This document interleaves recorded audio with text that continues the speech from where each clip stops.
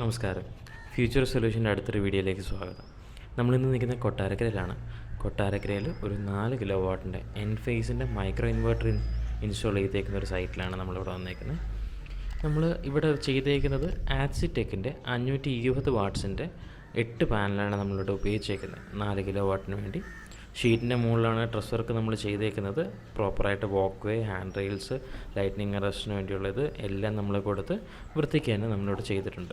South ഫേസിങ്ങിൽ 12 degree ടിൽറ്റിലാണ് നമ്മളിവിടെ solar panels വെച്ചേക്കുന്നത്. ഇതിൻ്റെ മുകളിൽ വാക്ക് വേ നമ്മൾ മുകളിലോട്ട് കയറാൻ വേണ്ടി നമുക്ക് ഷീറ്റ് സ്ലൈഡിങ് ആക്കുന്ന രീതിയിൽ ചെയ്തിട്ടുണ്ട്.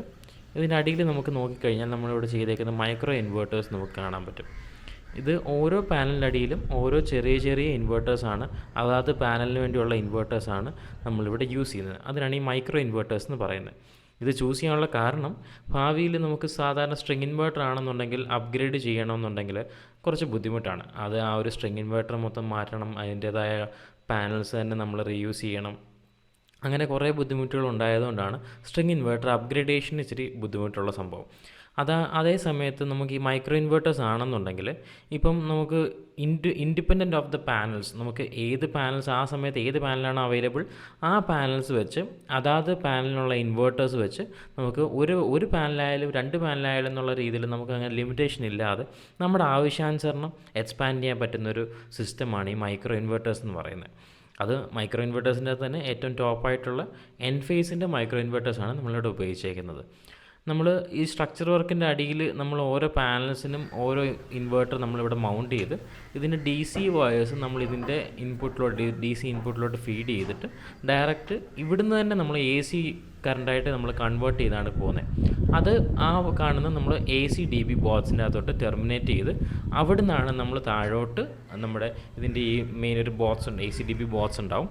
ആ ബോക്സിലോട്ട് നമ്മൾ ലൈൻസ് ഫീഡ് ചെയ്യുന്നത്. അപ്പം ഇത് എല്ലാം ചെയ്യുന്നതിൻ്റെ ഗുണം വേറൊരെണ്ണം വെച്ച് കഴിഞ്ഞാൽ നമുക്ക് DC ഹൈ വോൾട്ടേജിൻ്റെ ഡേഞ്ചേഴ്സ് ഒന്നും ഇതിനകത്ത് വരുന്നില്ല. ഡയറക്റ്റ് AC കറണ്ടായിട്ട് തന്നെയാണ് നമുക്ക് ഇവിടുന്ന് തന്നെ ലോ വോൾട്ടേജ് 230 വോൾട്ടിൻ്റെ കറണ്ട് തന്നെയാണ് നമ്മൾ താഴോട്ട് പോകുന്നത്. ഇതുവഴിയാണ് നമ്മൾ ഷീറ്റിൻ്റെ മുകളിൽ കൂടെ നമ്മൾ താഴോട്ട് പൈപ്പ് ചെയ്തേക്കുന്നത്. താഴോട്ടുള്ള വയറിംഗ് ആണ്, എർത്തിങ്, ലൈറ്റ്നിങ് അറസ്റ്റ്, ACയുടെ വയേഴ്സ്, അതെല്ലാം അങ്ങനെയാണ് പോയേക്കുന്നത്. നമ്മുടെ ഇതിൻ്റെ അടിയിൽ സ്ട്രക്ചർ ചെയ്തേക്കുന്നത് തന്നെ നമ്മൾ 1.5 സ്ക്വയർ പൈപ്പ്, 2.5 സ്ക്വയർ പൈപ്പ് വെച്ചിട്ടാണ് നമ്മൾ യൂസ് ചെയ്തേക്കുന്നത്.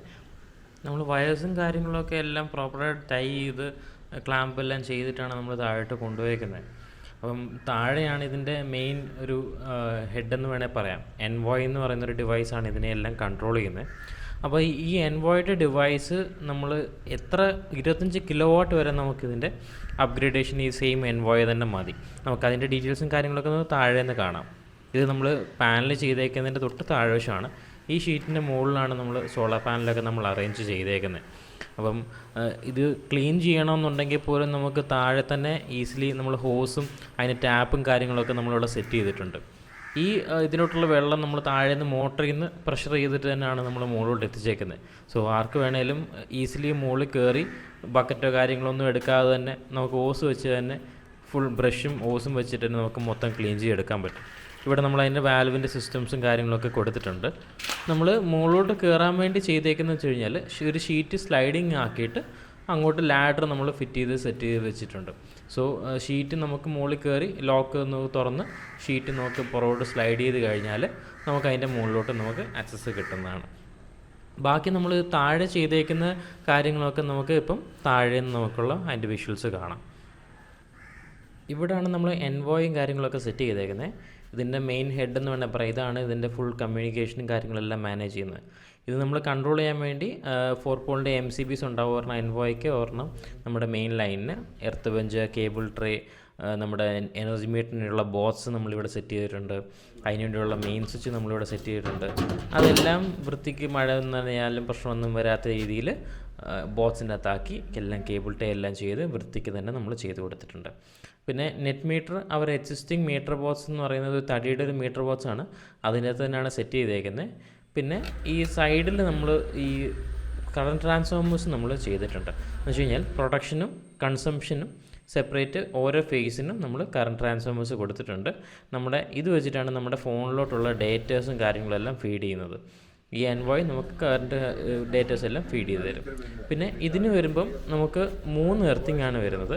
AC എർത്തിങ്, സ്ട്രക്ചറിൻ്റെ എർത്തിങ്, ലൈറ്റ്നിങ് അറസ്റ്റിൻ്റെ എർത്തിങ്. നമുക്ക് DC എർത്തിങ് വരാത്തതെന്ന് വെച്ചാൽ DC ഡയറക്റ്റ് മുകളിൽ നിന്ന് ടെർമിനേറ്റ് ചെയ്ത് AC ആക്കി വരുന്നതുകൊണ്ടാണ് DC എർത്തിങ് വരാത്തത്. അപ്പം ഇത്രയാണ് നമ്മുടെ ഈ ഒരു സൈറ്റിലെ വിശേഷങ്ങളും കാര്യങ്ങളൊക്കെ. കൂടുതൽ എന്തെങ്കിലും ഉണ്ടെങ്കിൽ താഴെ കാണുന്ന ഫോണിൽ കോൺടാക്റ്റ് ചെയ്യുക. താങ്ക്